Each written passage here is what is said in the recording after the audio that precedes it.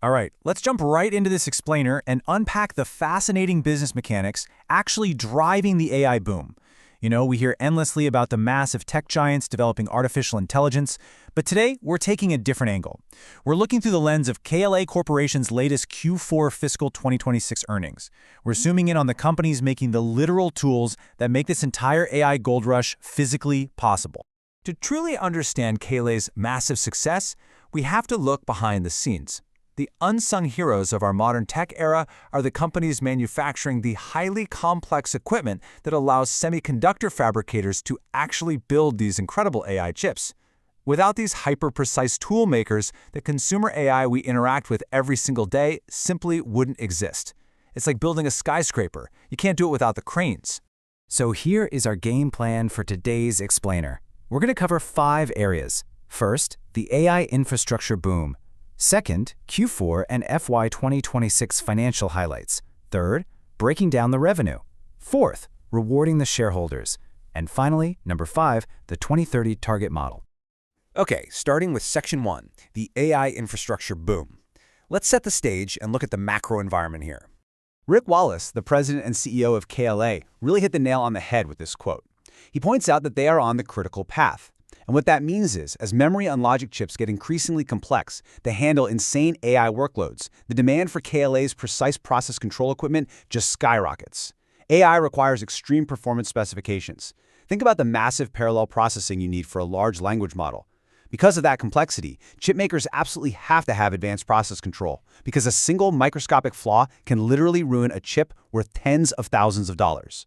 Moving on to Section 2, Q4 and FY 2026 financial highlights.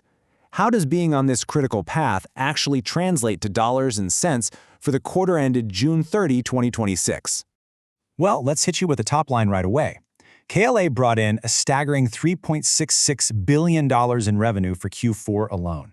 And to put that into perspective, they didn't just meet expectations, they actually beat the midpoint of their own aggressive guidance range. Pulling that off at a multi-billion-dollar scale is a massive signal for us. It shows that the momentum across their entire business is actively accelerating.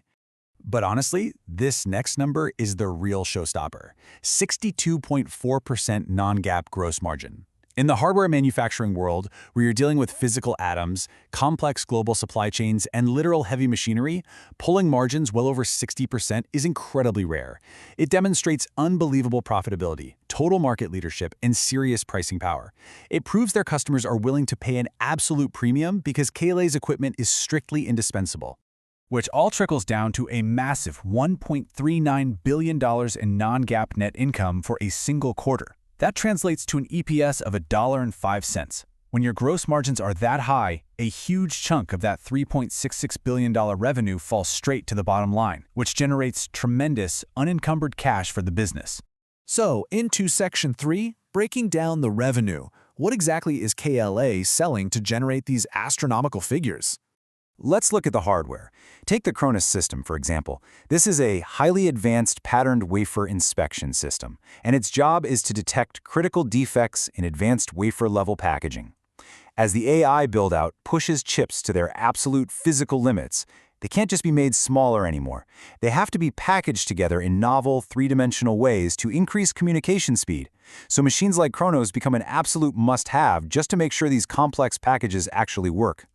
They also provide the massive 3935 Gen 5 system. This one relies on super-resolution broadband plasma to inspect patterned wafers for defects. And you might wonder why plasma? Well, when you're inspecting leading-edge logic chips, the features are so incredibly microscopic that standard wavelengths of light literally cannot see the defects. If you're building the most advanced AI processors in the world, you need a system exactly like this to catch invisible errors before they ruin a whole batch of super expensive silicon. Now, the really crucial point is where these massive, expensive machines are actually going. Out of the $3.25 billion generated specifically in semiconductor process control revenue, a dominant 79% comes from the foundry and logic end markets. And this makes perfect sense when you realize that the foundation of the AI boom is currently built on highly advanced logic processors. Memory makes up the remaining 21%, which is of course also growing in complexity as AI demands faster and faster data access. All right. Section 4, rewarding the shareholders. Let's examine what a company does when it generates this kind of sustained cash flow from an industry-wide boom. First, a quick bit of context to anchor our data. If you're tracking their stock, you need to know that KLA executed a 10-for-1 stock split on June 11, 2026. This retroactively adjusted their share count and per-share amounts, which is exactly why their impressive Q4 non-GAAP EPS sits at a seemingly modest $1.05. It was a strategic move just to make the stock far more accessible to investors after a period of massive growth. Looking at the balance sheet, their cash generation is phenomenal. They generated $817 million in free cash flow this quarter alone. But look closely at the capital returns right below it. They spent $571 million on share buybacks and $305 million on dividends. That is over $876 million returned directly to shareholders in a single 3-month period. Did you catch that? They actually returned more capital than their free cash flow for the quarter, which perfectly aligns with their stated long-term goal of returning over 90% of free cash flow to their investors. Finally, Section 5, the 2030 Target Model.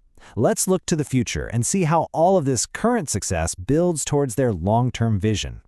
Compare the immediate, short-term guidance against their long-term horizon. For Q1 of fiscal 2027, they're guiding for $4 billion in revenue and $1.16 in EPS. But look over at that 2030 target model. They are aiming for a jaw-dropping $26 billion in annual revenue and $8.40 in EPS.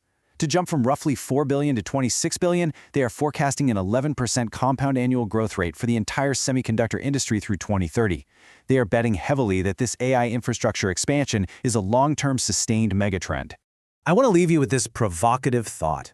If the very companies manufacturing the fundamental tools of the AI infrastructure, the pick and shovel makers of this modern gold rush, are forecasting this kind of massive, sustained scale by 2030, what does that mean for the entire global economy over the next 4 years?